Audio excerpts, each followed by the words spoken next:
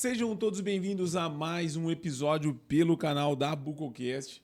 Hoje estou recebendo mais um cirurgião bucomaxilofacial, ele que fez a sua graduação pela Universidade Metodista aqui de São Paulo, sua especialização pelo Hospital Municipal Dr. Arthur Ribeiro Saboia, e ele também é professor formador de aluno na área da implantodontia, lá pela Escola Bell aqui em São Paulo, e é professor em cirurgias avançadas, né? Vem atuando dentro da especialidade da cirurgia, que é a sua formação. Estou falando do Dr. André Murad, meu amigo, um prazer imenso recebê-lo aqui no canal da Bucocast e a gente poder falar um pouquinho sobre a sua carreira dentro da especialidade, bater um papo contigo, que vai ser muito tranquilo, porque ele tem um programa, gente, numa rádio aqui em São Paulo, que é a Rádio Mundial, que é Amigos da Saúde. Então, o bate-papo que vai ser bem tranquilo. Seja bem-vindo, meu amigo. Muito obrigado, Ismael, a todos os ouvintes da Bucocast. É um prazer estar aqui, né? Vamos conversar um pouquinho, fazer esse bate-papo e de maneira bem descontraída e bem tranquila. Eu tô um pouco nervoso, viu, gente? Como é apresentador também, é jornalista, é comunicador, então não é tão fácil assim, não é tão simples. Eu vou te chamar de professor, tranquilo? Pode ser? Fica à vontade, do jeito que for melhor. Professor, eu queria que você me falasse da sua formação, cara. Quem que te levou para a especialidade? Hoje a gente sabe que a bucomaxilo ela é uma dentro da odontologia, né? Talvez a gente poderia dizer que ela é uma especialidade à parte, né? Uma formação que demanda uma curva de aprendizado. Mas eu queria que você falasse da graduação, alguma vocação da família, quem que te levou para a odontologia? É bem interessante, você comentou que isso é algo que já é conhecido até às vezes fora das pessoas da odontologia, né? Então, quando você fala que você é cirurgião bucomaxilofacial, as pessoas já sabem que é algo que vai muito além da odontologia em si, né? Nosso tipo de formação é diferente, o tempo de formação é diferente, o que requer é muito diferente da odontologia de modo geral, né? Eu sempre gosto de falar que é a especialidade mais rica da odontologia e acaba sendo, sim, a mais difícil, né, para se formar e você atuar dentro da área com bastante tranquilidade, né? Meu pai é cirurgião geral, meu pai é médico, né? Então, dentro da minha família, eu sempre tive contato com cirurgia, né? Isso é algo que... E cirurgia de trauma, propriamente dito, né? Meu pai é um homem que atua dentro do SUS há mais de 35 anos, né? Com trauma diariamente até hoje, né? Então... E ele trabalha também no Saboia, né? Que foi onde Trabalha eu lá no fiz hospital. a minha especialidade. Então, tive dentro de casa, né, essa formação da cirurgia e do hospital público, que até hoje estou lá como plantonista às quintas-feiras à noite com um grande amigo, o Dr. Guilherme Spagnol. E dentro da faculdade eu tive um grande professor, o professor que infelizmente já é falecido, né, como a gente chamava de Toninho, né, o Antônio Ferreira da Rocha, e que me incentivou, me deu muito auxílio e ajuda dentro da graduação, onde eu fui já para dentro das clínicas complementares, né, auxiliar os alunos mais novos, fazer clínicas de siso, terceiro molares. A minha própria monografia dentro da faculdade foi de ferimento por projeto de arma de fogo em região maxilofacial, que é uma área na qual eu gosto até hoje e acabo ministrando algumas aulas em algumas residências, né? Até ano passado estava no Regional Sul. Então, é uma área muito grande, né, para se falar. Sim. Né? E eu, particularmente, sou um cirurgião que gosto muito de trauma até hoje. Né? Então, eu gosto muito de atuar dentro do SUS, mas também fazendo a área de reconstrução óssea, maxilas atróficas. Isso é uma área onde eu estou atuando com bastante cuidado, precisão, fazendo alguns trabalhos, estudando diariamente e fazendo algumas publicações, né? Além de cirurgias ortognáticas, ATMs, né? E as demais áreas dentro da nossa especialidade. Hoje, o cirurgião bucomaxilofacial ele está muito voltado para essa área da cirurgia de reabilitação, né? E é uma área que está crescendo bastante também, né, doutor? Eu acho que foi necessário também, né, o cirurgião bucomaxilofacial sair um pouquinho também do hospital, né? Então a gente sabe que a especialidade também viu também o aumento da burocracia, né, dentro do sistema hospitalar, sistema de convênios, e hoje, obviamente, é necessário que a gente faça atuações dentro de níveis ambulatoriais de cirurgias que a gente consegue manusear dentro do ambiente ambulatorial, que hoje é bastante viável, né? Quando a gente fala de cirurgias de reconstruções ósseas, as maxilas atróficas, né, e mandíbulas. Hoje nós temos uma gama muito grande de materiais que a gente consegue aplicar dentro da prática ambulatorial e evitar assim que o paciente seja hospitalizado, né, ou que precise de um aumento ali da burocracia e do tempo de tratamento, que hoje a gente sabe que o paciente ele tenta resolver os seus problemas o mais rápido possível, né? Esse programa que você faz aí, Amigos da Saúde, qual que é o foco desse programa aí na rádio? Hoje, o videocast, que é o que a gente faz aqui, ele é um avanço da rádio, né? Hoje você vê muitas rádios aí já fazendo vídeo, compartilhando com o pessoal, para que o pessoal tenha também essa visão de estrutura de como é. Mas ainda, de verdade, eu gosto do modelo da rádio. Apesar de a gente ter hoje o vídeo, a rádio, eu, quando era jovem, participei algumas vezes. E o estúdio, o ambiente na rádio é algo que me fascina. Me fale um pouquinho sobre esse programa de vocês. Não, é o que você falou, a rádio é fascinante, né? E até hoje eu brinco, né? Minha esposa detesta o jogo de futebol na rádio, né? Eu adoro. Eu acho uma coisa vibrante, é uma coisa que passa de geração em geração, e você vê que mesmo com todo o avanço da tecnologia, internet, vídeo, a rádio nunca vai ser extinta, né? A gente consegue, em qualquer momento, escutar a rádio. Hoje também o YouTube, o programa ele vai ao ar pelo YouTube, enfim, as rádios também se modernizaram. Mas o nosso programa na rádio é muito voltado para a saúde geral, de modo, né? Então a gente tenta alertar a população dos cuidados de saúde bucal, né? Câncer bucal, infecções odontogênicas importantes, e também voltado muito para a nossa área de atuação, que é a implantodontia, né? O programa na Rádio Mundial ele é do Dr. Ricardo Elias Jugdar, que para mim é como um pai, é meu padrinho, no qual eu trabalho diariamente, de segunda a sábado, todos os dias, de manhã, tarde e noite. Então a gente está lá na rádio pelo menos 3 vezes por semana falando muito sobre saúde bucal, implantodontia, os cuidados com higiene oral, com infecções odontogênicas, câncer bucal, tentar alertar a população de modo geral aos cuidados que devem ter e após esses cuidados, obviamente, todo mundo quer saber o que pode ser feito na sua boca, né? Reabilitação. A gente sabe também que a implantodontia ela ficou muito mais acessível, né, à população de modo geral. Então a gente tenta alertar e também trazer essa tranquilidade que isso hoje é possível para todas as pessoas, né? Então nosso programa ele vai bem nessa linha aí de tentar ajudar a população de modo geral a entender um pouco sobre a saúde bucal. Esse trabalho que você desenvolve lá no Saboia, no Hospital Municipal, é atendendo a população SUS, né? Isso. Serviço SUS. Uhum. O que isso, para você, tem contribuído como cirurgião bucomaxilo? Porque hoje a maior parte da bucomaxilo tem a formação para ter sua clínica privada, como você tem a sua também, mas o pessoal meio que corre um pouco do SUS, do hospital, que é aquela coisa, aquela vida louca, né? Aquela correria. Sim. Como que é para você, cara? Que você tem como referência seu pai, né? A vida toda dentro do hospital, mas o seu dia a dia no hospital. Me fale um pouquinho sobre isso. Eu brinco que de quinta-feira eu trabalho 18 horas no dia, né? E não é brincadeira, né? Eu fico 6 horas no consultório, depois vou para o plantão às 7 da noite e fico até às 7 da manhã da sexta-feira.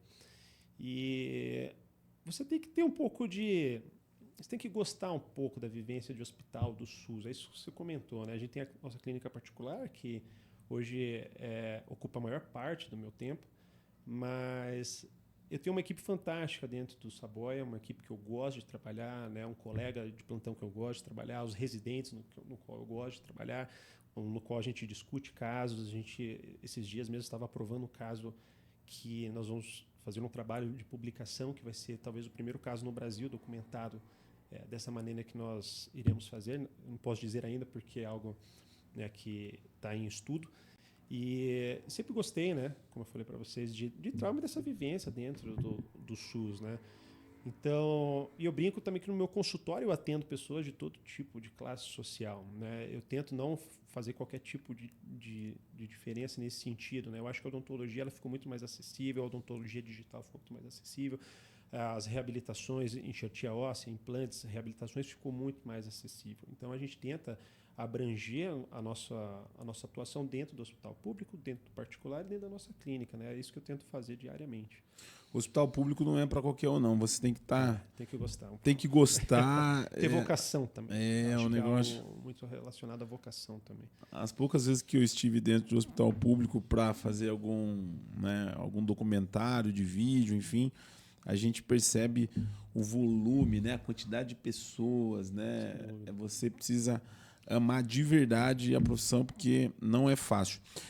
Você que nos acompanha pelo canal da Bucocast, não é inscrito no nosso canal, vai lá, se inscreva no nosso canal e também no nosso Instagram, onde a gente vai estar compartilhando alguns cortes desse episódio e a gente também vai colocar na descrição do vídeo aqui os contatos do Dr. André para qualquer dúvida que você tenha com relação a esse episódio. Nós vamos falar sobre maxilas atróficas, cara. Esse é um assunto que eu tenho discutido pouco aqui no nosso podcast, mas que eu percebo que é muito necessário, né, por conta de algumas, não sei se talvez essa seria a palavra certa, mas assim, barbaridades, né, reops, de tentativas, de tratamentos que muitas das vezes vai definhando o paciente até chegar no ponto de você precisar intervir uma cirurgia um pouco mais planejada, customizada, enfim.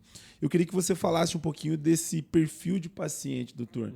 Hoje, normalmente a indicação desse paciente que precisa muitas das vezes de uma cirurgia mais, diria assim, com material mais qualificado, uma cirurgia que exige um planejamento maior.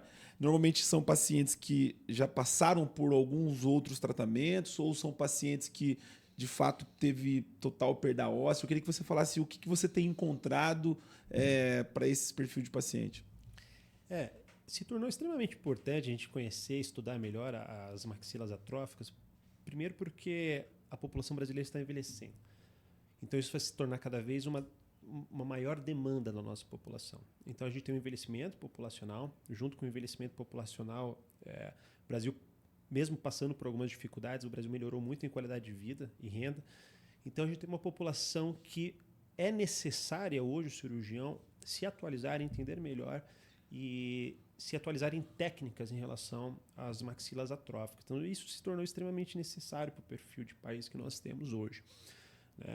Até esse tema foi algo que eu brinquei aqui, né, com vocês. Eu acabei dando essa ideia de falar um pouco sobre esse tema, porque é algo que eu estou inserido diariamente dentro dos nossos cursos, dentro da nossa clínica. Porque quando a gente fala em reabilitação com implantes dentários, enxertia óssea, é um perfil de paciente de mais idade. É um perfil de paciente que quer sair da prótese total ou da prótese removível e ir para uma reabilitação final onde ela tenha mais qualidade de vida estética e funcionalmente falando, né? Então, hoje a gente atua dentro da maxila atrófica, né? E a gente estava comentando aqui sobre outras técnicas antes do programa, mas a gente vê hoje uma maior facilidade de resolução de problemas e complicações quando a técnica é bem aplicada e bem planejada.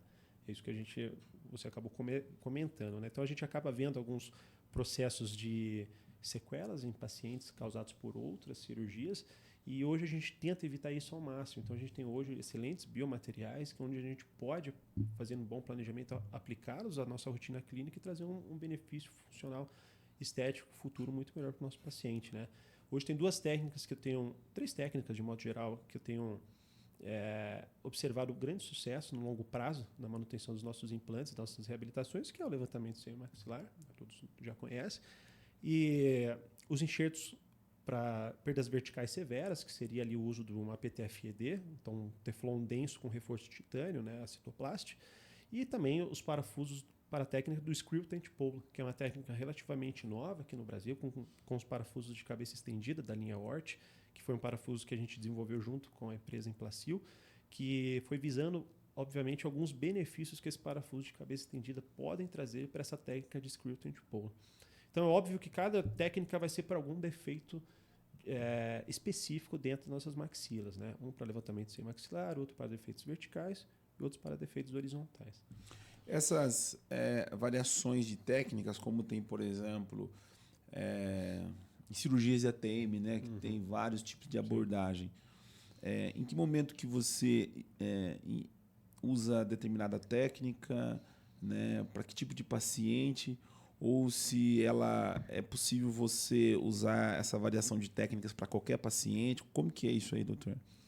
Lá na nossa clínica, na nossa escola, a gente tem o benefício de ter um tomógrafo, né? E a gente só faz a tomografia para, obviamente, os nossos pacientes, né? O intuito não é nem fazer tomografia para fora, mas para a gente ter um correto planejamento, numa sequência de pós-operatório observando o sucesso da técnica até o resultado final e acompanhamento de longo prazo.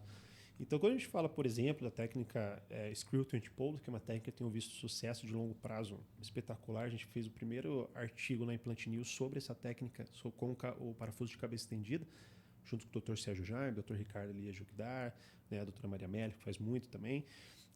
A gente acabou observando que os defeitos horizontais em maxilas atróficas, então, quando eu tenho a presença de um osso vertical, mas eu tenho a ausência de um osso horizontal, ela se apresenta como uma técnica de extremo sucesso, né, para a neoformação óssea, estabilização dos nossos implantes e, obviamente, com o auxílio dos biomateriais, manutenção desse volume ósseo ao longo do tempo.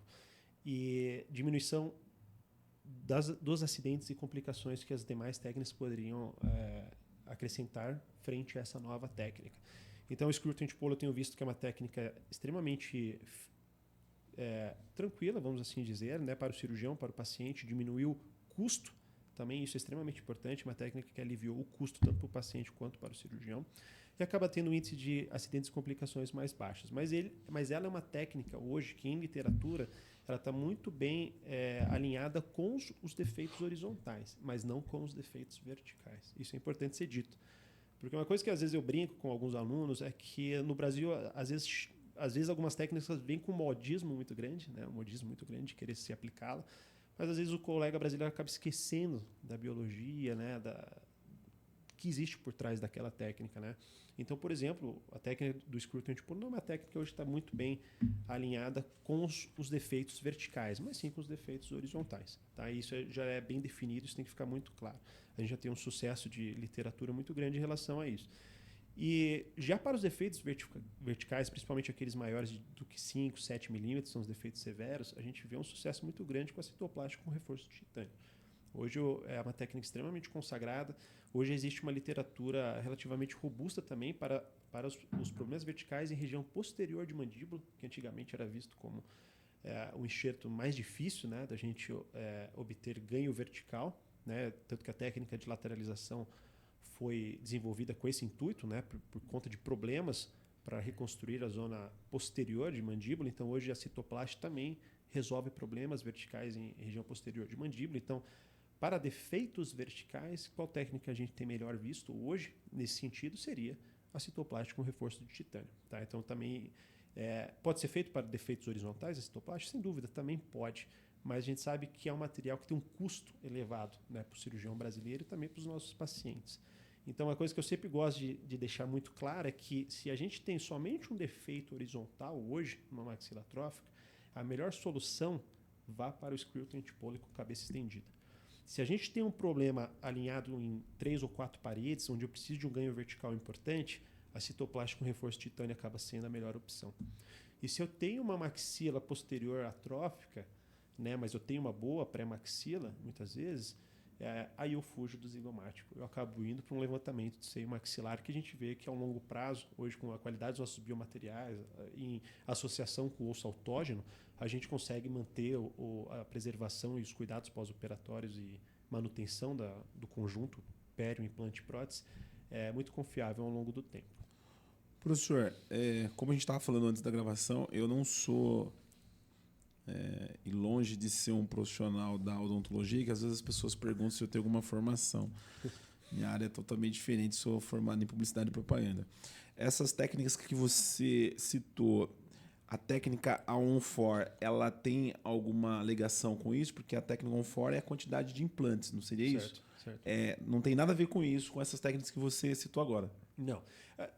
A técnica On-For é uma técnica extremamente consagrada. Hoje a gente faz bastante também. Eu acho que a melhor indicação para o On-For hoje está relacionada a uma maxila posterior, região posterior muito atrófica, né, onde você pode fugir do levantamento sem maxilar, mas o paciente tem que obrigatoriamente ter uma boa pré-maxila. Então tem que ter uma boa quantidade de osso em pré-maxila. Então, eu brinco que eu não sou um cirurgião que existe uma indicação precisa para tudo, né? Acho que não existe isso. Então, eu não sou aquele cara que fala, eu só faço o On-For. Eu acho que existe excelentes indicações para o On-For, que é uma técnica muito consagrada em literatura. A gente não tem que discutir. Mas a melhor indicação hoje que eu vejo para a técnica On-For são em maxilas que são parcialmente atróficas. Então, são aqueles pacientes que têm uma boa pré-maxila onde a gente consegue evitar um levantamento de seio, né, um levantamento bilateral, a técnica de sinus lift, e a gente consegue aplicar o on-for. Mas, por exemplo, né, esse paciente, se ele não tiver uma boa pré-maxila, deficiência de osso horizontal ou vertical, aí a gente tem que acabar usando essas técnicas no qual eu já mencionei, né, que seria a membrana citoplástica, o reforço de titânio ou até mesmo o screw twin pole, que é o parafuso tendo cabeça estendida da linha Hort. Então, a técnica on-for está bem empregada quando a gente tem um bom osso, região de pré-maxila principalmente, mas se o paciente tiver, né, uma maxila atrófica de modo geral, uma técnica que às vezes a gente não consegue utilizar. Quando você fala desse material, dessas técnicas que você citou inicial, nós estamos falando de material customizado ou não? Não chega a ser customizado, né? Dentro da membrana citoplast, né, que é um PTFE denso, né? Então é um teflon denso com reforço de titânio ou sem reforço. A citoplast ela tem o reforço de titânio ou sem reforço, permeável ou impermeável. E a gente vai ter diferentes tamanhos nessa membrana de acordo com determinados tipos de defeitos que a gente tem nos nossos maxilares. Quando a gente fala das maxilas atróficas, geralmente a gente acaba usando as membranas maiores, né? 30x40, por exemplo, que é uma membrana que ela é maior, mais robusta, tem um titânio maior, onde a gente consegue contornar e modelar de acordo com o defeito que a gente tem presente. E o parafuso da linha Hort, que é o parafuso de cabeça estendida, né, por screw twin pole, a gente vai ter o parafuso de 8 mm e de 10 mm de altura, com parte do corpo liso.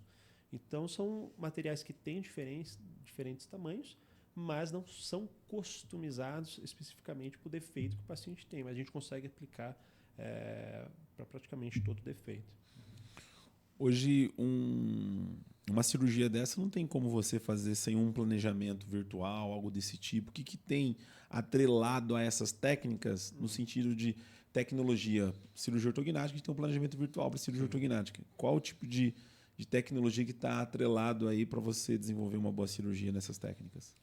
Hoje a gente pode fazer a prototipagem, né? Então a gente faz a tomografia do paciente. Hoje a gente trabalha muito com odontologia digital dentro da clínica também, até mesmo para as reabilitações protéticas finais, onde a gente usa o fluxo 100% digital das nossas confecções das nossas próteses. Mas voltado para a cirurgia, quando eu tenho um defeito vertical importante, isso a gente vai acabar usando mais para os defeitos verticais, a gente consegue fazer um modelo de prototipagem desse paciente e fazer todo esse processo de modelamento do meu material, né, da minha membrana, antes do procedimento cirúrgico. Então a gente já consegue deixar ela contornada, customizada, né, vamos assim dizer, para o momento da cirurgia ser muito mais rápido, muito mais assertivo. Né? Então a gente consegue fazer todo esse planejamento virtual com modelo de prototipagem antes do momento da cirurgia. Isso é extremamente possível. E esse até é o caso que nós vamos fazer lá com os residentes, no caso que eu comentei com você anteriormente, que vai para estudo. A gente vai fazer essa prototipagem, né, de uma lesão que o paciente tem importante e rara na mandíbula, e vamos fazer todo o contorno das nossas membranas antes do procedimento cirúrgico, para que no transoperatório a gente tenha uma membrana mais adaptável, mais fiel e com menor tempo cirúrgico, né? Diminuindo assim as complicações pós-operatórias. É possível fazer essas cirurgias guiadas ou não? Ou como que é feita essa cirurgia? Não, essas cirurgias de reconstruções ósseas, né, em maxilas atróficas, acaba a gente não conseguindo fazer uma cirurgia guiada. Né? São cirurgias que a gente tem que abrir um campo visual, um campo cirúrgico aberto, com bastante visibilidade, que a gente muitas vezes, como a gente vai reconstruir uma área importante, nós precisamos fazer todo um relaxamento do tecido, ganhar tecido mole para a gente poder fazer um fechamento por primeira intenção importante. Né? Quando a gente fala de enxertia óssea, né, uma brincadeira que eu gosto de fazer com os alunos é que a sutura tem que ser a assinatura do cirurgião. Né? Então não adianta você fazer uma boa fixação da sua membrana, colocar o osso de maneira adequada, trazer estabilidade para o seu material de enxerto, para a sua membrana, mas a sutura ficar deficiente. Então, é uma cirurgia onde a gente tem que ter um campo visual muito aberto. Então, as nossas técnicas de descolamento, o tipo de incisão que você vai utilizar, tem que ser um pouco mais agressiva nesse sentido. Porque a gente vai precisar de muito tecido depois para poder fechar. Porque imagina, a gente tem um osso muito fino. E dentro daquele osso muito fino, a gente vai estar trazendo ali, às vezes, 4, 5, 6 vezes mais volume ósseo. Então, obviamente, o tecido mole que vai acompanhar o tecido no pré-operatório e no pós-operatório não vai ser o mesmo. Então, a gente precisa ter algumas técnicas de cuidado desse fechamento cirúrgico dessa cirurgia. Então, não adianta eu fazer aberturas pequenas, né, tentar minimizar essa cirurgia nesse sentido, porque é uma cirurgia que precisa de um fechamento cirúrgico por primeira intenção. Então, infelizmente, acaba sendo uma cirurgia onde a gente precisa ter um campo visual muito aberto. Esse paciente, normalmente, quando você opera, é em consultório ou ambiente hospitalar, doutor? Dá para a gente fazer tanto no ambulatório, né, no consultório, e também no centro cirúrgico, se assim o paciente... a gente sabe que existe um fator de ansiedade para alguns pacientes preferem estar sob anestesia geral por conta do conforto, vai estar dormindo, ansiedade, melhor recuperação pós-operatória, até para nós cirurgiões, né, é muito melhor. Né? Eu gosto muito de operar em centro cirúrgico por conta disso, né? A gente tem um manejo muito melhor do paciente. Mas a gente sabe que a gente tenta minimizar a questão de burocracia também e tempo, né? Então, são cirurgias que são possíveis fazer no consultório? Sim, nós fazemos muito no consultório e também nos nossos cursos. Né? Nós temos cursos voltados para essas técnicas cirúrgicas. Então, obviamente que depende de uma destreza cirúrgica importante. Não é uma cirurgia que deve ser feita por um iniciante, mas alguém que já tem um conhecimento cirúrgico ideal, né? De técnicas de enxertia ou de técnicas de reabilitações, de protocolos, enfim, técnicas cirúrgicas mais avançadas. E dentro dessa característica do cirurgião, a gente vai guiando ele para essas técnicas para que ele possa se aperfeiçoar dentro do seu consultório, da sua vida clínica. Né? Esse parafuso tenda, por exemplo, da linha Hort, ela foi lançada há pouco tempo. É nacional? É nacional. A empresa Implacil, em conjunto com a gente e alguns outros colegas, nós aperfeiçoamos um modelo de parafuso e dentro dessa aperfeiçoação a Implacil fez a fabricação desse parafuso, que hoje está à venda pela empresa diretamente. Sim. Com a linha Hort, né, que é onde o cirurgião adquire, né, um kit cirúrgico para fazer perfuração, um kit de chaves, e ali vai ter toda a sua especificação do parafuso. Enfim, ele vai ter que aprender a técnica onde a gente ensina também na nossa escola. Nós demos os 2 primeiros cursos relacionados a essa técnica, esse novo parafuso, na nossa escola. Foram os 2 primeiros cursos do Brasil. Legal. Foi bem interessante, foi bem legal. Pena que a gente estava num período ali pós-pandemia, né? Sim, então, sim. assim, o mundo estava se reorganizando nesse sentido, né? Nós fizemos o lançamento no primeiro CIOSP após a pandemia, que foi o lançamento oficial desse parafuso. E eu acho uma técnica que as pessoas têm que tentar se atualizar, porque, como eu falei para vocês, é uma técnica onde tem um risco de complicação e acidente pós-operatório muito baixo. Risco de exposição do nosso material de enxerto muito baixo. Então, a gente tem observado um sucesso de longo prazo desses enxertos, principalmente em região de pré-maxila, muito grande. E diminui o tempo cirúrgico, diminui o custo para o paciente, diminui o custo para o cirurgião. Então, é uma técnica que tem mostrado um sucesso enorme dentro da nossa coleta retrospectiva. Eu tive no CIOSP do ano retrasado, se não me engano, e entrevistei um cirurgião lá no stand da Implacil. Na verdade, acho que foram 2 ou 3 cirurgiões implantodontistas. E um stand grande, os caras, quando vão pro CIOSP, os caras pegam, né, meio quarteirão do CIOSP da Implacil. De onde saiu o professor? Porque o pai é cirurgião e aí veio da escola da cirurgia. E a área acadêmica, de onde veio? Olha, isso aí veio da minha mãe. Minha mãe foi professora da rede pública de escola, né? Tenho 2 pais que foram muito... a sua vida, a sua carreira para a área pública, né? Então, minha mãe ela foi professora de educação física durante mais de 20 anos no estado, na prefeitura. E minha mãe sempre gostou muito de dar aula, coisa que meu pai tem aversão, né? Meu pai não pode falar em público para 3 pessoas, né? E nenhum dos meus outros 2 irmãos também conseguem. Então, eu fui o único que puxou a minha mãe nesse sentido de gostar de dar aula, de gostar de falar em público, de gostar de transmitir conhecimento. Né? Não que o meu pai e meus irmãos não façam isso, mas façam de uma maneira muito mais fechada. Então, essa parte de vida acadêmica foi algo que eu puxei um pouquinho da minha mãe. Tá tudo na família aí, pô. Hoje você fala de maxila atrófica e a gente vê que dentro da implantodontia, essa talvez seria esse perfil de paciente, é o perfil do paciente mais desafiador, né, dentro da implantodontia. Se o camarada não tiver, né, a técnica, conhecimento para, né, reabilitar esse paciente, vai ter problema com certeza, né? Você precisa de uma curva de aprendizado para você poder aplicar e reabilitar esse tipo de paciente. Eu queria que você falasse das características desse paciente, né, de maxila atrófica e qual que é o maior desafio, né, para você conseguir devolver, né, qualidade de vida para esses pacientes, já que a grande maioria passou durante muito tempo usando uma prótese, uma dentadura, ou passando por problemas. E às vezes o paciente chega já desgastado para você lá. Eu queria que você falasse um pouquinho sobre isso, professor. Não, sem dúvida. Você fez uma introdução excepcional. Realmente são técnicas onde existe uma curva de aprendizado importante. Então, primeiro de tudo, o colega tem que entender que isso é exigido. Então, ele tem que ter paciência dentro do aprendizado. Isso a gente bate muito na tecla dentro dos nossos cursos. Uma coisa que eu brinco, né, também com os alunos e também com os pacientes, que óbvio que a gente quer finalizar o tratamento o quanto antes. O paciente também tem que ter paciência, entender que é um processo que leva tempo. Hoje, um paciente que tem uma maxila atrófica, para chegar na reabilitação final com a sua prótese protocolo ou sua prótese em região anterior, muitas vezes leva 1 ano e meio, 2 anos de reabilitação. Então, o paciente tem que entender que existe um processo fisiológico de reparação e reconstrução óssea que é exigido, que não é culpa nossa, né? Eu brinco, nós não queremos manter o paciente dentro do consultório. Eu não faço essa cirurgia para onerar o paciente ou para onerar o meu consultório. Porque uma coisa que um grande amigo que dá aula comigo, o professor Paulo Ramalho, que está nessa estrada há 40 anos também, ele fala que sucesso no consultório é a longo prazo. Então, o que eu vejo hoje, Ismael, que acaba sendo uma briga que a gente tem com alguns colegas, é esse ímpeto de tentar resolver problemas muito rápidos. E isso pode trazer a maior malefício para o paciente. Então, o paciente que vem, às vezes, necessitando de uma maxila atrófica, de uma reconstrução, são pacientes que realmente já passaram por sequelas em outros colegas, que acabam chegando no meu consultório porque sabe que lá a gente preconiza o tempo, o bom planejamento.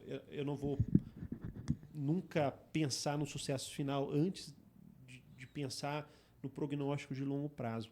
Então, o sucesso a longo prazo.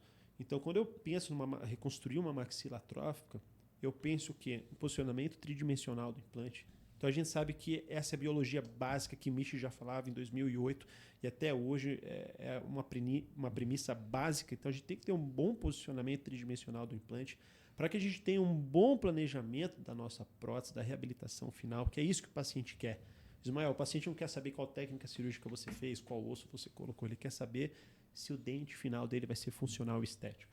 Essa é uma realidade, né? Então, para que a gente chegue nesse resultado final, estético, funcional, agradável para o paciente, eu tenho que pensar em estabilidade no longo prazo. Então, muitas vezes a gente faz essas reconstruções ósseas porque eu quero um bom planejamento tridimensional do meu implante, eu quero pôr meu implante com Unimorse embutido, fazer um bom uso de um componente protético, fazer uma boa reabilitação dentro do fluxo digital para que eu entregue para esse paciente um prognóstico de longo prazo, onde ele vai durar esse dente na boca do paciente 10, 15, 20, 30 anos. Eu não faço ancoragens em osso cortical, buscando osso. Eu prefiro reconstruir visando o longo prazo, visando o que a gente já conhece em literatura, o que é mais confiável, né? Então, existe, sim, curva de aprendizado pelo colega, existe tempo que o colega tem que ter paciência em tratar esse paciente por um longo tempo e também existe cooperação com o paciente. É necessário que o paciente entenda que é um processo que muitas vezes é longo, mas se ele deseja um resultado final de longo prazo funcional, estético, que vai durar muito na boca dele, às vezes isso é necessário. O que te motivou a tratar esses tipos de pacientes? Porque normalmente são pacientes que já têm uma média idade, às vezes um paciente que tem uma idade avançada. Ansiosos. Né? Ansiosos, né? Enfim, chega no fim da vida, o paciente são prazeres simples da vida, né? Você comer bem, mastigar. E, obviamente, demanda estudo para você poder atender esses pacientes.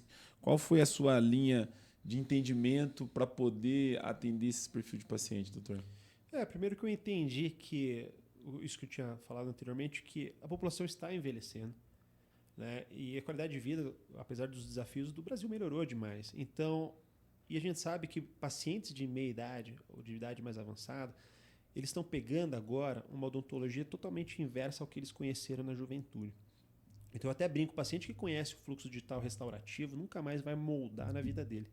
Porque ele sabe como moldar é desconfortável, vai gerar ansiedade, muitas vezes reflexo de vômito. Então, hoje, dentro desse perfil de paciente de mais idade, é o que você falou, ele procura por prazeres simples. E para ele o mais importante talvez é estar com a família no almoço de domingo, né?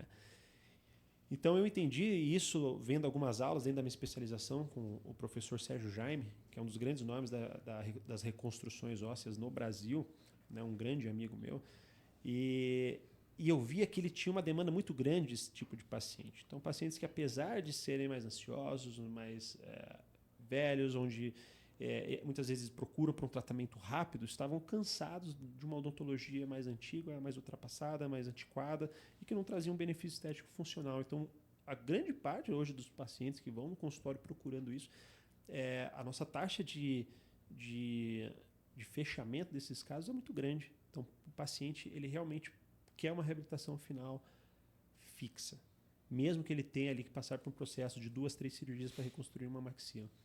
Então, a gente viu necessidade, demanda mesmo desses pacientes, que apesar procura muito grande.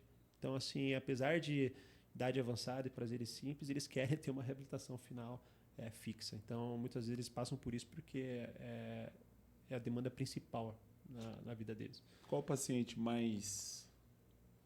mais idade que você chegou a operar, reconstruir uma maxila? Olha, se eu te falar que a gente já fez um protocolo carga imediata numa paciente de 99 anos e 94 anos. Caracas. E eu posso falar até porque era a sogra do Dr. Ricardo Elias Jugdar, né, meu padrinho. E viveu 3 anos com o protocolo na boca. Então muitos poderiam falar, poxa, mas você vai operar uma mulher dessa idade, mas sem doença de base, sem comorbidade, uma cirurgia hoje que é muito previsível, muito rápida. A gente fez uma cirurgia guiada de protocolo junto com o fluxo digital restaurativo. Então, em 3 dias, a paciente estava com o protocolo em função da boca. E viveu 3 anos mastigando bem com a família todos os dias. Né? Então, uma senhora de 8 filhos, onde todos os dias os filhos estavam lá almoçando com ela. Então, assim, a gente melhorou a qualidade de vida dessa senhora em 3 anos. Agora, um perfil de paciente que é comum para uma reconstrução de maxila que a gente tem atendido nas nossas clínicas é de 65 anos a 75 anos tranquilamente. Quais são as queixas desse paciente normalmente, doutor, quando eles aparecem na clínica se queixando? O que eles têm relatado? Olha, a gente brinca, né? A maioria desses pacientes que conheceu a odontologia antiga, né? Eu tenho um paciente, para você ter ideia, Ismael, e isso acaba sendo triste de dizer, né? Eu tenho uma paciente que veio num perfil de idade aos 45 anos, mais ou menos, e era uma paciente que perdeu todos os dentes na boca com 17 anos de idade. Então, ela veio de uma região muito simples no Brasil, né, região agrária do norte do país, e olha que interessante, né? Ela só tomava um sorvete quando extraía o dente. Então, muitas vezes ela mentia sobre a dor de dente para o pai poder dar um sorvete para ela. Então, é uma paciente que chegou no consultório nova, bonita, e que não conseguia sorrir para o marido, para o filho, na academia, porque tinha uma prótese removível. E ela passava em alguns colegas e falava, você não tem osso suficiente, não tem como reabilitar, não tem como fazer. Ela tinha alguns dentes ainda, né? E foi feita a tomografia, a gente fez toda uma avaliação da qualidade e quantidade de óssea que ela tinha, e dentro disso a gente propôs, na época, o Screw Twin Pole, né? Porque ela tinha um problema horizontal de maxila, não vertical. E hoje essa paciente está reabilitada há 6 anos. Então, com implantes e próteses parafusadas unitárias em região anterior e região posterior. Então, é uma paciente que... O que ela demandava, assim como os pacientes mais velhos? Qualidade de mastigação, estética e função. Né? Então, é uma paciente que vem demandando que, olha, eu quero comer com mais segurança, eu quero ter uma vida social com mais segurança, eu quero poder falar, eu quero poder namorar meu marido, minha esposa, e hoje eu não tenho isso. Então, a demanda por esses pacientes, independente da idade que a gente tem observado, é isso. Com o aumento da vida social, qualidade de vida e tempo de vida no Brasil, os pacientes vêm procurando isso independente da idade. A gente vê alguns pacientes que relatam depois da cirurgia ortognática, enfim, diversos benefícios, e a gente vê assim, relatos fantásticos, né, desse paciente que passa pela cirurgia ortognática. Mas quando eu vejo um relato de um paciente de reabilitação total, enfim, que não tinha, né, não sentia mais sabor do alimento, enfim. Sim. Cara, eu não tive essa experiência, mas assim, você vê nos olhos, né, desses pacientes o quanto a reabilitação, né, esse tipo de tratamento consegue devolver uma qualidade, uma autoestima para o paciente que é fantástica, né? Sem dúvida, né? Muitos pacientes, depois que a gente entrega a reabilitação, que a gente faz o acompanhamento semestral desse paciente, você vê que ele vai mudando até a sua aparência. Então, o paciente ele vem, ele está... Se for mulher, ela vai estar mais maquiada, com o cabelo mais arrumado, com um batom, fazendo atividade física. Então, é isso que você comentou. É uma paciente que a gente muda a autoestima dessa paciente completamente. Junto com a mudança de autoestima, tem a mudança funcional. Então, ela está comendo melhor também. Está se alimentando melhor. Está sentindo gosto dos alimentos, está mastigando com mais precisão, com mais força, com uma mordida mais balanceada.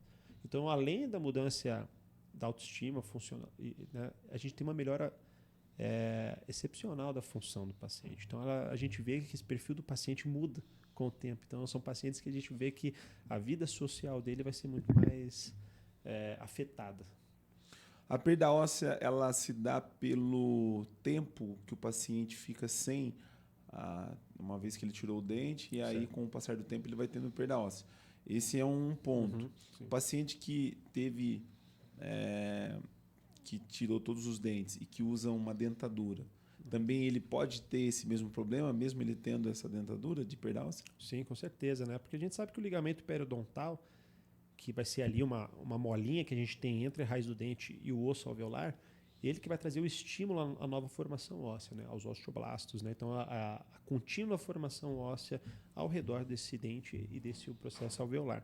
Então, a ausência do dente diminui o estímulo no processo alveolar, que vai causar a remodelação e a reabsorção desse osso. Então, a prótese ela não supre isso, porque a prótese ela vai estar em constante pressão no processo alveolar e na gengiva inserida e mucosa do paciente. Então, em muitos casos, ela piora, né, a situação de atrofia óssea com o passar do tempo. Então, são pacientes que são mais desafiadores. Pacientes que perderam dentes há muito tempo e têm prótese total ou prótese parcial, a gente vai ver que o nível de reabsorção e remodelamento ósseo é maior. E, infelizmente, por isso que acaba se tornando também um desafio muito grande. Além da pneumatização do seio maxilar, né, em região posterior, que com ausência ou sem ausência de dente vai estar em constante expansão, né, porque a cavidade do seio maxilar é onde a gente tem a entrada do ar, a filtragem, então isso vai causar... Ele esquenta o ar antes de ir para os nossos pulmões, então essa pressão vai causar a constante expansão do seio maxilar. Então, por isso que o levantamento do seio maxilar é uma técnica importante, a gente tem que ter conhecimento, porque a pneumatização vai acontecer durante toda a vida, todo o processo fisiológico do paciente, além da perda dos dentes e o uso de próteses com o tempo. Ou seja, se o paciente ele usar algum tipo de prótese, dentadura, ele vai piorar o caso. Piora o quadro do paciente. Piora o quadro do paciente. Infelizmente. E é o que a gente vê, né? De maneira mais prática dentro do consultório mesmo, né? Porque é o que procura mais hoje no consultório para as reconstruções em maxilas atróficas vai ser o paciente que tem uma prótese total, o paciente que quer abandonar a prótese total. Se faz ainda a dentadura, doutor? Ainda em consultório o pessoal realiza esse tipo de... A gente brinca que a dentadura não deixa de ser uma reabilitação que pode ser oferecida ao paciente, né? Mas a gente sabe que hoje, com o advento das técnicas de enxertia óssea, a gente tem diminuído isso, né? E algumas técnicas de implante que não precisem também de algumas técnicas de enxertia, a prótese pode ser oferecida, né? Mas hoje, para populações que têm um poder aquisitivo um pouco melhor, a gente tenta de tudo eliminar essa prótese total do paciente. A gente faz ela de maneira provisória, muitas vezes, né? Então o paciente fica durante o processo fisiológico que é necessário para a formação óssea, o paciente fica com uma prótese provisória durante ali o período de 8 meses, mais ou menos, o que a gente acaba estipulando para a reparação óssea adequada. Depois disso nós fazemos os implantes, aguardamos mais um tempo e após isso é feita a reabilitação protética final. Então, durante esse período aí, de mais ou menos 1 ano e meio, o paciente vai ficar com uma prótese provisória que vai ser uma prótese, uma dentadura. Você que nos acompanha pelo canal da Bucocast, ainda não é inscrito no nosso canal, vai lá, se inscreva no nosso canal no YouTube e também o Instagram, que nós vamos estar compartilhando aqui alguns cortes, né, deste podcast que nós estamos falando sobre reabilitação total aí das maxilas, enfim, bastante conteúdo aí para você poder estar acompanhando. Existe alguma contraindicação, doutor, para esse tipo de cirurgia, para esse tipo de tratamento? Olha, as contraindicações para o paciente, de modo geral, vai ser doença de base não controlada, né? Então a gente tem que fazer toda a avaliação prévia desse paciente, né? No pré-operatório, numa anamnese adequada. Então a gente tem que avaliar como o paciente está sistematicamente, obviamente. Então, pacientes fumantes, pacientes diabéticos descompensados são pacientes mais suscetíveis a ter um problema de complicação pós-operatória. Né? Então, paciente fumante, o paciente diabético. Por isso que a gente não deve operar esse paciente sem que tenha um controle prévio da situação sistêmica dele. Né? E também, óbvio, graus severos de atrofia no qual eu não consigo utilizar da minha citoplastia, do meu script antipolo, e aí a técnica do implante zigomático vai estar muito bem empregada nesses casos. Eu queria que você falasse com relação aos biomateriais, né? O que você tem utilizado e o que tem contribuído para que esses casos tenham uma resolução definitiva, enfim, com relação a isso.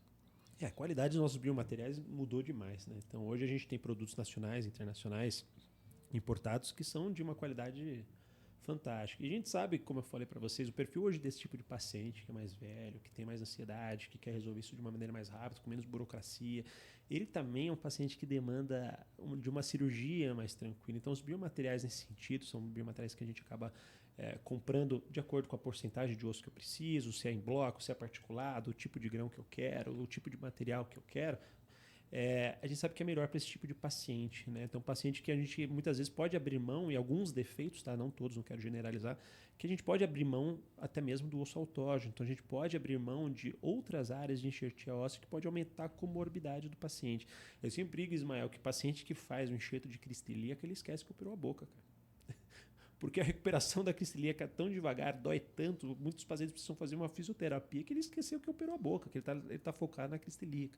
Eu ia perguntar isso para você, cara. Que era uma coisa que a gente fazia muito no SUS e é um excelente osso, tricortical, a gente consegue bastante quantidade, qualidade óssea, né? O osso autógeno tem suas propriedades fisiológicas, não quero nem entrar, é o padrão ouro considerado até hoje, mas existem defeitos hoje em algumas maxilas atróficas, a gente pode abrir mão do osso autógeno e usar um bom biomaterial, né, de origem bovina, com hidroxapatita, colágeno tipo 1, e que tem suprido tem suprido as nossas deficiências, né? Então, assim, a gente consegue muitas vezes abrir mão do osso autógeno ou fazer uma mistura entre o osso autógeno e também esse osso onde a gente pode comprar ele já preparado, né? Principalmente o que eu gosto muito de utilizar, né? Que tem alguns nacionais como o Ortogen da Balmer ou Bios da Ganch, eles são bons biomateriais onde a gente usa de rotina na clínica. Então, a gente consegue fazer a mescla entre osso autógeno, biomateriais, ou muitas vezes abrir mão do autógeno e ir só para a linha do biomaterial, se o defeito for viável para aquela reconstrução óssea, e aí evitando um segundo sítio, né, onde o paciente vai ter uma comorbidade diminuída. Uma vez quando você usa esses biomateriais, qual que é o período normalmente, doutor, desse paciente para você conseguir reabilitar ele, uma vez que você precisa utilizar desses biomateriais? Os biomateriais, a gente vai depender do tipo de biomaterial que a gente vai usar, o que é preconizado pela empresa, obviamente. Então, a gente tem que respeitar os tempos onde foi preconizado pela empresa e o material que você está utilizando. Mas a gente sabe, na vida clínica ali, a gente acaba estipulando alguns protocolos pessoais, alguns protocolos de estudos, né, para algumas publicações. Eu, por exemplo, dentro do meu consultório, eu acabei protocolando o tempo de abertura dos meus enxertos em 8 meses, que é um tempo onde a gente vê que tem uma qualidade óssea suficiente para o bom travamento dos meus implantes futuros. Tá? Então, é um tipo de reabilitação, como eu falei, nós vamos levar ali um período de 8 meses, né, para estabilização, qualidade do meu biomaterial, do meu osso autógeno. E após isso, instalação dos meus implantes, dependendo do implante que você vai utilizar, vai ser de 3 a 4 meses para uma reabertura, às vezes 6, e depois confecção da prótese. Então é um paciente que você vai ficar no consultório pelo menos 1 ano e meio a 2 anos para chegar numa reabilitação final. Por isso que precisa de paciência por parte dos pacientes também. Eu não poderia deixar de falar com você sobre os implantes zigomáticos. Você é professor, né, na área de implantodontia e a gente está falando aqui de várias técnicas e o zigomático também é uma das técnicas que a gente ouve bastante e até assim com bastante frequência também. Eu queria que você falasse desse tipo de indicação, como que você enxerga os implantes zigomáticos, né, se é uma técnica que, ao seu ver, ela tem também as suas as suas resoluções, enfim, eu queria que você falasse um pouquinho sobre isso. Não, sem dúvida. Como eu falei para vocês, eu não sou o cirurgião que acha que existe indicação específica para tudo, protocolar para tudo, né? O Alfor para tudo, citoplastia para tudo, a zigomática para tudo. Cada tipo de técnica para determinado paciente que é único, vai existir uma excelente indicação. Então, eu acho que os implantes zigomáticos, eles estão numa alta muito grande porque os implantes zigomáticos melhoraram, a técnica do implante zigomático melhorou também, e eu acho que é uma técnica extremamente bem empregada quando a gente tem um grau de atrofia na maxila muito severa. Então, a gente pode ali utilizar os implantes zigomáticos. Hoje tem a técnica FACO também, que é uma técnica onde eu ponho o implante convencional zigomático dentro do corpo do zigomático, e tem o pilar Z que vai levar essa conexão do implante no zigoma para dentro da boca, fazendo a conexão protética. Então, a gente tem diversas técnicas, né, que melhorou muito a qualidade dos nossos implantes zigomáticos. Mas nós, como cirurgiões, estamos aí há muito tempo, né, na estrada, a gente sabe, sim, que os implantes zigomáticos eles dependem de uma mais apurada, né, técnica cirúrgica. Então, a gente sabe disso, é necessário que o cirurgião que faça o implante zigomático tenha um perfil de técnica cirúrgica mais avançado.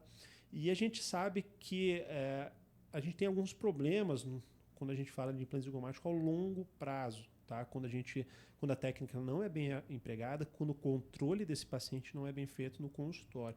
Então, a gente sabe que existem problemas do ponto de vista ali envolvendo perimplantites, mucosites, né? Exposição do corpo do zigoma, onde o paciente não consegue ter uma boa higienização. A crista zigomática alveolar muitas vezes pode ter uma reabsorção, fazendo uma fístula bucosinusal ao longo do tempo. Então, é uma técnica que tem sim suas indicações, é excelente, é consagrada, tem coleta retrospectiva importante, mas é uma técnica que exige sim uma destreza, uma técnica cirúrgica mais avançada e um cuidado no pós-operatório com as suas complicações no longo do tempo. Isso é o que a gente tem observado. Quando eu estive lá na Implacil, foi o Dr. Elton que eu entrevistei ele. Sim. Falando sobre essa técnica aí do pilar Z e tal. Ele foi o Faco, que foi realmente o Elton Faco, que foi ele que inventou, né, essa técnica, né, que desenvolveu essa técnica. Né, eu fiz o credenciamento com eles e é uma técnica que tem tido bons resultados, mas é uma técnica relativamente nova. Então a gente tem observado bom sucesso assim, ao longo do tempo. Acho que é uma técnica que vai vir para ficar, assim, eu acredito nisso. Professor, você tem a formação sua dentro da bucomaxilo. Hoje a gente sabe que um paciente, por exemplo, que vai fazer extração de siso, né? Antigamente ele procurava um cirurgião dentista, hoje não. Hoje ele busca um bucomaxilo para fazer extração de siso. E esse tipo de paciente também que precisa de uma reabilitação total ou até tem uma maxila mais... Né, que exige uma demanda de conhecimento maior, também tem caído muito na mão do bucomaxilo também. Como que você vê, né, a participação do bucomaxilo nesses tipos de cirurgia e a evolução, né? Porque a bucomaxilo a gente está muito ligado à questão do trauma, né? Ainda a bucomaxilo é muito forte dentro dessa área, ATM, né, ortognática, mas eu vejo que tem um campo muito grande aí para bucomaxilo, principalmente nessa área que você está atuando. Como que você vê a evolução da especialidade? Não, sem dúvida. Você comentou do siso, né? Eu falo que o siso é a cirurgia mais ingrata que tem para fazer no consultório, né? Porque eu prefiro fazer uma maxila atrófica do que um siso. Todo mundo fala isso. É difícil, né? Mas eu acho que hoje a informação está tão disseminada, então as pessoas conseguem ter a informação de uma maneira tão fácil que o senhor comentou é uma verdade. Então, hoje o paciente ele já procura um cirurgião bucomaxilo porque ele já pesquisa as complicações e os problemas que uma cirurgia de siso pode causar. Então, ele já prefere ir diretamente no especialista do que acabar se aventurando no colega que não conhece uma técnica mais apurada para esse tipo de cirurgia, né? Então, eu acho isso um ponto extremamente positivo, né? Que essa informação ficou muito mais acessível, muito mais fácil aos pacientes. Então, a gente tem observado isso. Eu tenho um paciente, o Ismael, que chega no meu consultório e fala assim: doutor, eu quero fazer uma reabilitação de um protocolo, mas eu quero que minha barra seja de zircônio, eu quero que meu dente também seja de zircônio. Então, né, eu brinco que o doutor Google, né, levou muita informação, então o paciente muitas vezes ele chega sabendo o que ele quer. Ele chega sabendo as diferenças de materiais. Ele chega perguntando qual tipo de enxerto você vai usar. Então, isso é um ponto positivo, né? Que o paciente ficou muito mais ligado, né, nas técnicas, no que pode ser feito, suas complicações, seus acidentes. Agora, a evolução que a gente tem visto dentro dessa área de reconstruções ósseas, como a gente tem falado, né, nesse programa, é que ela tem se tornado, graças a Deus, menos invasivas. Então, são reconstruções que a gente tem conseguido fazer dentro do consultório sem grandes complicações. As técnicas têm se aperfeiçoado, levando a menos comorbidade ao paciente, risco cirúrgico, diminuindo custo para o paciente, custo também para o cirurgião dentista. Então, é uma área que está em constante evolução. Nós mesmos vamos atualizando alguns protocolos, alguns tipos de situações de desafio, e a gente vai aperfeiçoando isso dentro da nossa escola para a gente fazer essas documentações, acabar publicando e vendo a melhora da técnica. Então, eu acho que dentro da bucomaxila é uma técnica que está evoluindo muito, os biomateriais estão evoluindo muito, né? Então, hoje a gente tem esses parafusos, a gente tem a citoplástico, o reforço titânio, que diminui o risco de...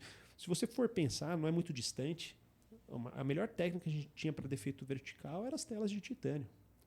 E a gente sabe que tinha um grau de exposição bucal muito grande. E tudo que enxerto expõe ao meio bucal, você acaba contaminando e perdendo. Ou parcialmente, ou tudo daquilo que foi feito. E era a melhor técnica que tinha. Eu peguei isso, fiz muita tela de titânio. Mas era uma técnica de extremo desafio. Porque o defeito vertical já é desafiador. E as telas de titânio eram mais desafiadoras por conta da exposição bucal. E depois veio a citoplástica. Então hoje a citoplástica diminuiu muito o risco de exposição bucal. Então, o nosso sucesso aumentou demais, o risco de comorbidade diminuiu, de infecções pós-operatórias. Então, já evoluiu num período ali de 10 anos uma infinidade. Então, a gente tem visto, e hoje a citoplástica já lançou a permeável. Então, já lançou a citoplástica permeável também para ter maior vinda de vascularização do nosso implante via periósteo. Então, além da gente ter a permeável, a gente tem agora a impermeável. Desculpa, a impermeável, agora a gente tem a permeável, que é justamente porque a gente via que faltava, às vezes, chegar um pouquinho de suprimento sanguíneo, né, para que a gente tenha uma neoformação óssea nos defeitos verticais severos, bem na crista, né, que é o desafio maior, né, se levar sangue até a crista, ali, a porção mais final do seu enxerto. Então, pensando nisso, a própria citoplástica desenvolveu a membrana permeável, para que você tenha nessa região suprimento sanguíneo vindo do periósteo. Então, olha só como a coisa veio evoluindo nos últimos 7, 10 anos. Né? Então, é uma área em constante evolução dos biomateriais. As empresas estão investindo muito dinheiro nisso também. Então, diminuir tempo cirúrgico, diminuir os índices de internações, de outros leitos cirúrgicos diminuindo comorbidade. Né? Então, a gente tem observado que realmente os pacientes que passam por essas técnicas hoje, quando bem empregadas e bem planejadas, realmente a gente tem poucos problemas pós-operatórios. A gente tem tido um grau de sucesso muito grande. Esses pacientes, quando você eles se propõem ou porque necessita ser operado no hospital, a operadora tem feito cobertura desses pacientes? Operadora de saúde? Olha, é um desafio hoje, né, as operadoras de saúde, né? Alguns casos sim, outros casos não. Alguns casos a gente acaba levando no hospital dia, né? Mas, como eu falei para você, né, eu tenho falado, quando possível, a gente já tem até evitado, porque são técnicas hoje que a gente consegue empregar dentro do consultório. Então a gente acaba levando mais quando existe uma demanda do paciente mesmo, de conforto, de ansiedade, né? E aí alguns casos sim, outros não, outros vão para o hospital dia, alguns pacientes não têm convênio. A gente sabe que é uma população mais idosa e um pouco mais simples muitas vezes não tem convênio, né, por conta do custo, né, disso para o paciente. Então vai depender do perfil do paciente mesmo, né, e o tipo de convênio que ele tem ou não. Essa cirurgia, como que ela é feita, doutor, uma vez que você faz em consultório? Como que é o preparo da cirurgia, o pré-operatório, a cirurgia, o pós-operatório, nesses casos de reconstrução total de maxila, como que é? Os pré-operatórios a gente acaba seguindo, né, protocolos que a gente faz, então a gente faz toda uma análise prévia da saúde sistêmica do paciente. Sempre, como eu falei para vocês, existem pacientes onde o sucesso vai ser diminuído, principalmente quando a gente observa diabetes, fumantes, né? Então a gente tem que ter um cuidado maior com esse tipo de paciente, porque a neoformação óssea nele, o risco de infecção pós-operatória é muito maior, né? A dificuldade de cicatrização é muito maior. Então são pacientes que a gente tem que ter um controle prévia. Então, por isso que a gente já faz todo um protocolo antes, né? Então, o paciente já faz a tomografia para a gente fazer toda a avaliação da qualidade, quantidade óssea, quanto de enxerto eu preciso, qual o tamanho da minha membrana, se eu vou fazer um modelo de prototipagem ou não é necessário, ou qual tipo de parafuso do screw-tent pole da linha aorta eu vou ter que usar, se é um de 8 é suficiente, se um de 10 é melhor, né, por conta da quantidade de osso que eu preciso. Né? Outra coisa que a gente gosta muito de utilizar no pós-operatório é um fio elástico, né? Também que é um fio da citoplasma de PTFE. Esses fios, eu julgo hoje o melhor fio de qualidade no mundo, porque ele é um fio que tem uma elasticidade para o pós-operatório. Então, em cirurgias onde eu prevejo um edema maior, a gente sabe que ele vai acompanhar o edema pós-operatório e regredir junto com ele. Então, a gente tem um risco diminuído de descência de sutura, além de ser um fio limpo. Então, a área de enxerto, onde a gente não quer ali acúmulo de resíduo, biofilme, bactéria, ele é um fio que é limpo e é um fio que é elástico. Então, ele vai acompanhar o edema pós-operatório e regredir junto com ele. Então, a gente tem observado o quê? Zero descência pós-operatória.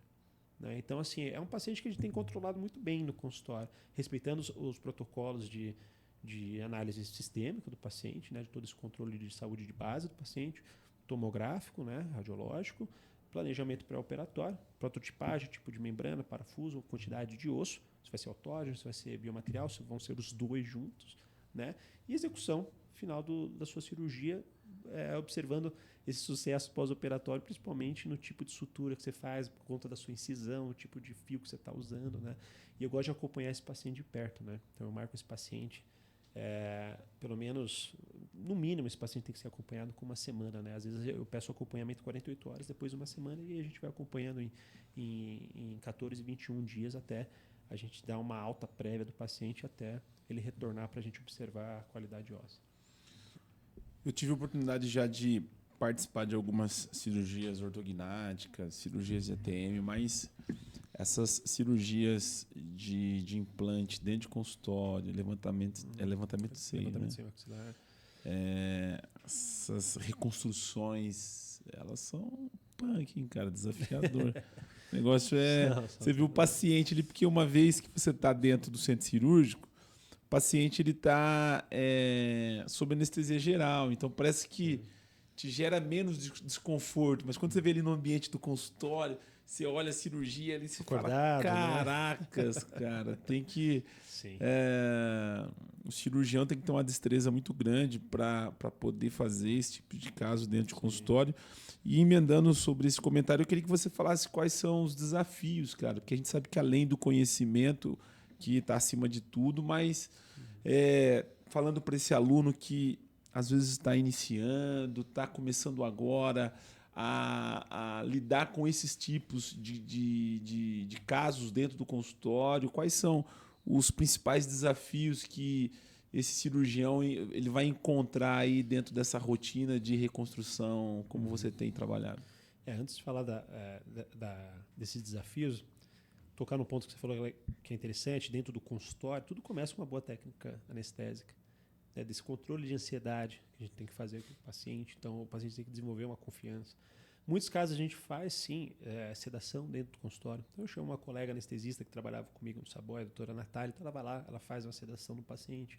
Então, muitas vezes, o paciente prefere fazer a sedação no consultório do que também ir para o hospital. Então, a gente tem um leque ali de possibilidades de fazer dentro do consultório hoje que é grande, né? De você fazer uma sedação via oral, fazer uma sedação endovenosa, né? Com acompanhamento do anestesista ali monitorando o paciente, ou sem nada disso, fazendo com uma boa técnica anestésica, onde a gente vai trazer conforto no transoperatório e no pós-operatório, né? Mas fazendo esse controle de ansiedade antes para o paciente e criando essa confiança no qual o paciente vai estar tranquilo dentro do consultório fazendo uma cirurgia dessa. O paciente ele não sente dor durante a cirurgia. Não sente dor durante a cirurgia. Não sente dor. Se ele tiver... uma coisa que tem que ficar clara, assim, a sedação, mesmo que ela seja endovenosa, com acompanhamento ali do anestesista o tempo inteiro, não exclui o fato que nós precisamos fazer anestesia, tá? O paciente está acordado, ele está sobre um nível de consciência mais baixo. Então, é necessário fazer anestesia nesse momento também. O que a gente vai fazer com a sedação dentro do consultório é diminuir o grau de ansiedade e deixar o paciente mais rebaixado em nível de consciência, mas não completo. Então, por isso que ele precisa anestesiar também. Mas ele não sente dor. Tá? Agora, falando um pouco dos desafios, eu sempre uso meu pai como esse exemplo, o Ismael, que assim, quando eu me formei, meu pai falou, a primeira coisa que meu pai falou assim, ó, estude tudo que você tem que estudar agora. e depois você corre atrás do dinheiro, né? Nunca colocar o dinheiro na frente do conhecimento, né? Então, um desafio que eu vejo na escola, né, nos nossos cursos de especialização, cirurgia avançada, básica, intermediária, prótese, enfim, é paciência, né? Então, o aluno tem que ter paciência que existe uma curva de aprendizado. Se você acabar extrapolando essa curva de aprendizado e colocar o pé na frente da carroça, vai ter complicação, né? Vai ter complicação, vai ter acidente. Eu brinco que o cirurgião ele tem que estar apto a fazer o procedimento que ele sabe resolver os acidentes e complicações que ele pode gerar. Isso é o número 1. Acho que o cirurgião não tem... Aquele cirurgião que não se vê capaz de resolver os acidentes e complicações que o procedimento que ele está realizando pode levar ao paciente, ele não tem que fazer. Porque acidente e complicação está inerente a qualquer cirurgião. Seja ele o melhor do mundo, do Brasil, dos Estados Unidos, seja quem for. Existe o risco de acidente e complicação. Mas o que vai diferenciar um bom cirurgião daquele ruim é o manejo das complicações dos acidentes. Então, o que a gente tem que manejar muito nesse aluno que está começando é ele entender que existe uma curva de aprendizado na parte teórica, na parte prática, e que isso só vai levar benefício futuro dentro do consultório dele, na vida profissional e também para o paciente dele. Né? Hoje, por exemplo, eu brinco que 90% do meu consultório é indicação, é boca a boca. Eu trabalho muito pouco com marketing no consultório. Mas é porque quando vem muitas vezes uma paciente fazer uma reconstrução, vem depois a tia, vem a prima, vem o tio, vem o marido. Então, a gente tem que saber trabalhar nisso para que a gente tenha um retorno profissional. Então, isso é uma coisa que meu pai me ensinou, eu utilizo isso no meu consultório diariamente. É algo que a gente tem que tentar trabalhar nos alunos, né? De eles entenderem que existe uma curva de aprendizado, existe tempo e você vai ter a resposta, você vai colher os frutos disso, né? Mas espere, estude, faça, né? Se dedique a cursos, especialização, a técnicas, acompanhe serviços, acompanhe alguém para que você tenha futuramente ali o que você busca. Meu amigo, finalizando esse podcast, antes de a gente terminar, ainda tenho 2 perguntas para fazer para você. Uhum. Mas de antemão quero te agradecer aí pelo nosso bate-papo, né? É muito fácil falar com o cara, é cirurgião bucomaxilo, ele é jornalista, tem programa em rádio, é comunicador, enfim. A mãe é professora, o cara dá aula, então é muito bom assim, a gente fazer um podcast bem leve, bem tranquilo. Então eu agradeço aí por aceitar o nosso convite. Antes de finalizar, eu queria falar, esses pacientes que fazem esse tipo de procedimento, que passam por essas reconstruções maiores, enfim, existe algum protocolo de manutenção que esse paciente precisa manter uma vez que operou? Tchau, obrigado. Como que é isso? Não, perfeito, você falou tudo, né? O prazer é todo meu, primeiramente, né, Ismael? Mas assim, respondendo a pergunta, isso também é um protocolo que a gente tem dentro do consultório, dentro da clínica, também dentro dos nossos cursos, né? Muitas vezes eu pego alguns pacientes que chegam com uma reabilitação antiga, assim, você fez manutenção durante esse período de tempo, de 10 anos que você está com essa... Não, nunca falaram que precisava fazer manutenção, estou há 10 anos sem fazer uma limpeza, um acompanhamento periodontal, periimplantar. E não, isso é extremamente necessário. O paciente tem que entender que assim como se perde dente, perde implante. A gente vai ter um processo de mucosite, periimplantite, que vai ter a reabsorção óssea e o paciente vai perder aquela reabilitação, aquele implante. Então é necessário acompanhar de perto esses pacientes, ter protocolos bem estabelecidos dentro do consultório para retornos frequentes. Tem paciente que precisa retornar a cada 3 meses, tem paciente que precisa retornar uma vez por ano. Então vai depender o quê? Da qualidade técnica de higiene que o paciente tem em casa. São pacientes que compraram essa ideia de cuidado, da reabilitação, de prognóstico de longo prazo e fazem uma boa higiene em casa, né? Fazem uso do Dr. Pick, de fio, de escova interdental, né? Então tem uma qualidade de higiene muito boa em casa. Esse paciente às vezes vai voltar uma vez por ano no consultório. Vai ter paciente que voltar a cada 3 meses, que não escova, que não passa o Dr. Pick, que não passa o fio, que não passa a escova interdental, e a gente precisa estar fazendo essa manutenção para ele. Então, isso é importante. Sim, o paciente depois passa por uma reabilitação dessa, para a gente manter a qualidade da reabilitação final, a gente precisa que esse paciente esteja fazendo um acompanhamento clínico, né, de todo o conjunto pério, implante e prótese. Dentro da implantodontia, o que a gente tem de mais novo? Quais são as tendências? Falando sobre essa área das reconstruções de maxila, o que você tem visto no mercado nesses últimos tempos, né? Uhum. Você que já está há uma década aí, um pouco mais dentro da bucomaxilo, mas já vem atuando já há alguns anos aí dentro desses tipos de tratamento. O que você tem visto de tecnologia, professor? Nossa, cara, a implantodontia evoluiu tanto, né, cara? Eu sou da época do implante cilíndrico HE, hoje a gente tem implantes cônicos com câmeras de cicatrização, cone Morse, né? Por exemplo, o implante Maestro, que eu adoro usar, acho um implante fantástico, tem um tratamento de superfície maravilhoso, uma mecânica maravilhosa, câmera de cicatrização, onde muitas vezes a gente reabilita esse implante em 28 dias, cara. Então, assim, a qualidade e tecnologia dos nossos implantes melhorou muito. Eu brinco até que o implante cone Morse, como a gente deixa ele infraósseo, muitas vezes ajuda o paciente que tem dificuldade de higienização. Então, aquele paciente que tem dificuldade de higienizar, de fazer um acompanhamento clínico. Então, a gente sabe que o implante cone Morse, bem posicionado tridimensionalmente embaixo do osso, vai trazer um menor prejuízo para o paciente que tem dificuldade de higienização. Então, o avanço da doença periimplantar. Então, até nesse sentido, hoje os implantes ajudam até paciente que tem dificuldade de higienização quando bem feitos. Né? Os biomateriais, né? Então, assim, hoje, obviamente, os biomateriais, as empresas estão investindo muito dinheiro na qualidade dos nossos biomateriais. Quando a gente pega a partícula microscópica e olha daquilo que é cada vez mais parecido microscopicamente com o osso humano. Então, essa característica do trabeculado é extremamente importante para o sucesso também do nosso biomaterial. Né? A gente tem visto modelos de prototipagem, as membranas citoplástico reforço titânio. A gente tem, por exemplo, uma empresa nacional, a Pleno, que tem feito alguns enxertos realmente personalizados, então para a região posterior de mandíbula, maxila, mas que é algo ainda novo, eu ainda preciso estar falando ali com o Jamil para poder entender melhor como que faz esse processo, mas a coisa Eles está evoluindo lançaram recentemente. Recentemente, isso é extremamente recente. Eu vi o material deles. É excelente, mas eu não vou entrar em detalhe porque obviamente eu preciso também entender com mais detalhe. Mas está evoluindo nesse sentido. Então, tudo planejamento virtual, né?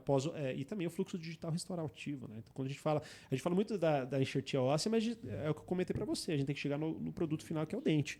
Então, também a implantodontia evoluiu nesse sentido, da gente fazer um dente no fluxo 100% digital dentro do consultório, né? Diminuindo visitas do paciente. Né? Então, hoje o paciente ele faz um dente muito mais rápido, com muito mais conforto, né? Não precisa fazer moldagem. Então, a gente tem um preparo também com mais previsibilidade, adaptação. Então, assim, o fluxo digital também restaurativo final evoluiu demais. Então, nesse sentido, acho que a implantodontia está evoluindo para um caminho que é difícil de dizer onde vai parar. Né? Hoje, até os enxertos ósseos a gente está fazendo de uma maneira muito bem guiada, né? Com esse sistema novo da Pleno, onde a gente consegue fazer a prototipagem e encerar, né, o enxerto da maneira que a gente quer para determinados defeitos. Então, a gente está caminhando para um futuro promissor. Você que faz parte da geração raiz da implantodontia e vê hoje toda essa evolução de tecnologia, né? Graças aos colegas como o seu companheiro lá, que veio, né, trabalhando no passado. Trouxe o implante para o Brasil. Trouxe implantes. Né? A realidade hoje com relação à tecnologia é fantástica para quem está nesses últimos 10, 15 anos dentro da odontologia digital. Finalizando, você tem alguma técnica sua, algum protocolo que você utiliza? Porque a gente sabe que tem a parte científica e tem a experiência clínica, né? E no meio desses dois você vai desenvolvendo, de repente, alguns meios que você, por experiência... entende que faz parte de uma evolução, de melhoria. Tem algo nesse tipo que você utiliza dentro das suas cirurgias, que é algo do Dr. André? Alguma coisa desse tipo ou não? Ou de repente você até utiliza e... Olha, Ismael, eu utilizo, mas não é algo para se divulgar e tal. Porque tem tudo disso, né? Sim. Você às vezes recebe um material, aprende de uma forma, né? E de repente você começa a criar a sua própria forma de utilizar. Enfim, tem alguma coisa assim ou não? Eu sou um cara, Ismael, que eu gosto muito de aplicar aquilo que é consagrado já no sucesso da literatura, né? Eu não sou um cara de me aventurar muito. Eu gosto de ver realmente o que está consagrado, o que eu posso aplicar no meu paciente sem risco, né? Tem que trazer risco a ele. Mas entrando nessa linha, eu acho interessante dizer como o parafuso de cabeça estendido da linha Orte da Implacil a gente ajudou a desenvolver. Porque a técnica do Screw Tent Pole, eu vou entrar nesse ponto aqui, foi uma técnica que veio no Brasil com um boom muito grande. Então todo mundo começou a fazer parafuso tena de cabeça estendida. Mas como eu falei para você, às vezes não estabelecendo um protocolo correto para a confecção daquela técnica cirúrgica. Aí o que aconteceu? Muito insucesso pós-operatório, Ismael. Então a gente viu que começou a ter muito sucesso no pós-operatório, e aí o que acontece? Essa técnica não funciona, ela não dá certo, porque eu fiz, não funcionou.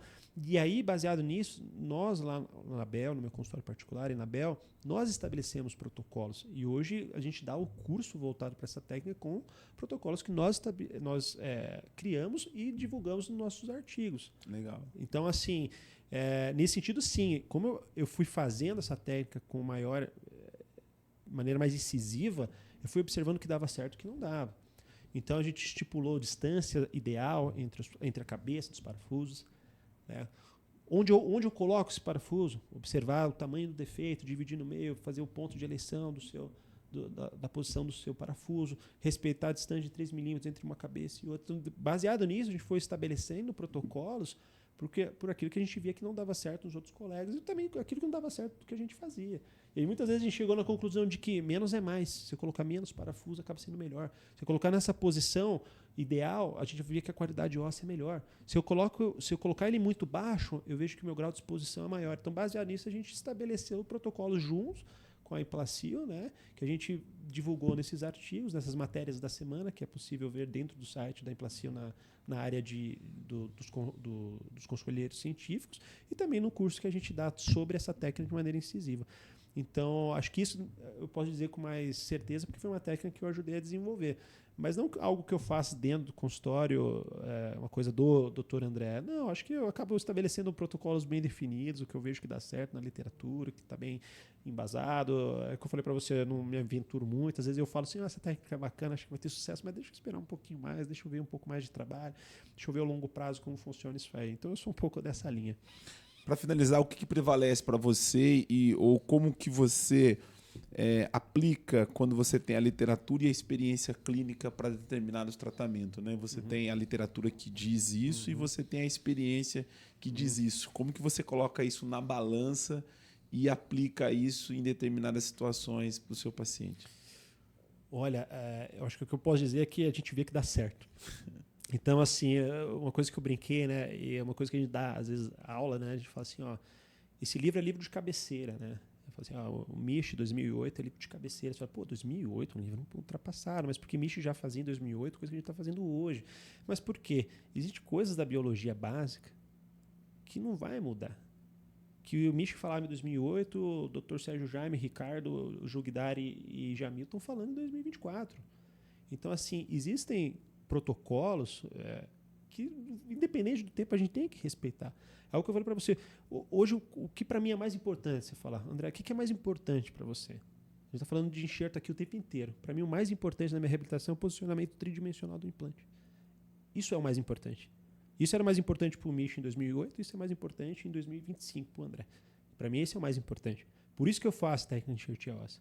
Porque eu prefiro que o meu implante esteja num posicionamento tridimensional ideal para o sucesso de longo prazo do que eu fazer uma ancoragem no osso que eu tenho remanescente do paciente, sabendo que ele está vestibularizado, sabendo que eu vou ter problemas nessa reabilitação, sabendo que eu vou ter problemas na mecânica dessa prótese, desse implante no longo prazo. Eu sei disso.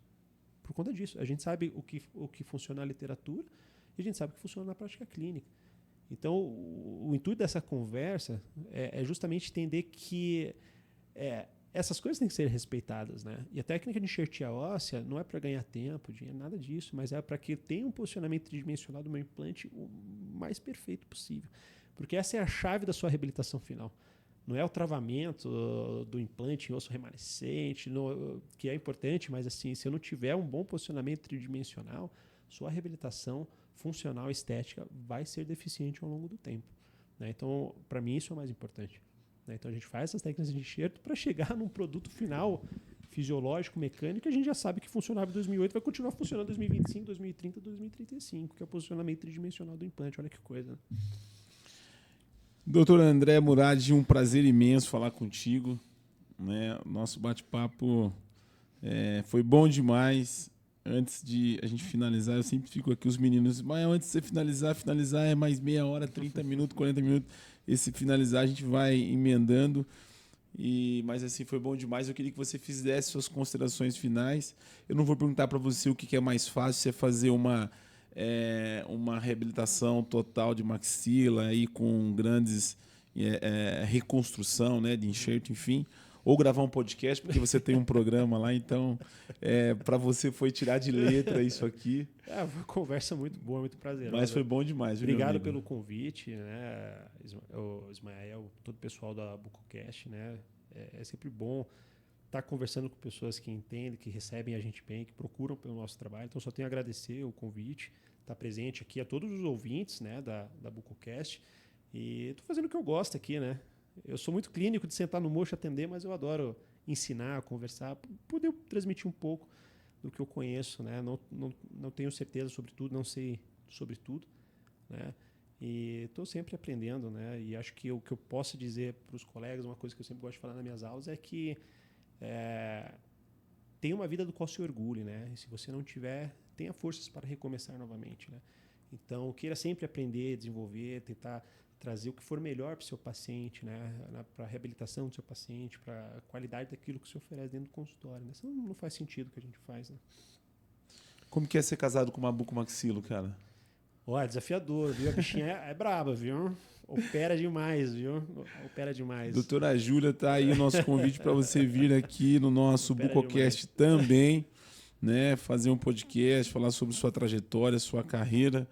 E normalmente eu costumo ver aqui bucomaxilo casado com ortodontista, né? Porque o buco fala assim, olha, eu vou casar com a orto, porque aí eu já garanto a cirurgia ortognática, eu já tenho já a indicação.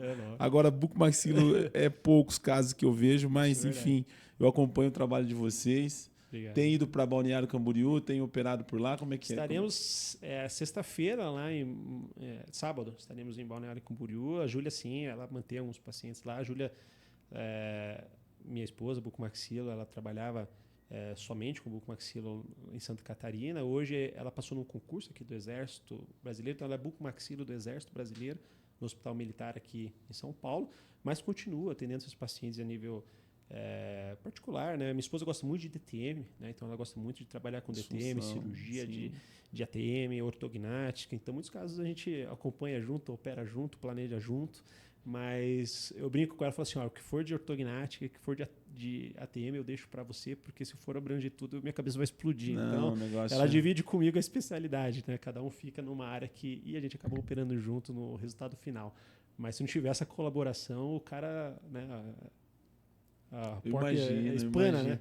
Não, cara. Você entrou com os dois pés aí dentro da implantodontia e demanda um conhecimento, uma curva de aprendizado altíssima, porque são grandes cirurgias, né, dentro da odontologia. A gente vê essas cirurgias de reconstruções, é muito desafiadora. Quando você exige uma demanda, às vezes, né, de biomateriais, né, que tem que dar tudo certo, né, cara? O paciente não quer operar duas vezes, né? Não, sem dúvida. E ainda é algo que tem um custo elevado ainda para o brasileiro, né?